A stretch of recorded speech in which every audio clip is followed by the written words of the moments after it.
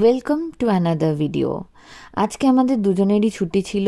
রান্নাঘরে গিয়ে দেখলাম একটা কলা প্রচণ্ড পেকে গেছে, আর সারা রান্নাঘর এই কলার গন্ধে মম করছে। খুব খুঁজে রেসিপি দেখে বানিয়ে ফেললাম ব্যানানা কেক। কেমন খেতে হয়েছে?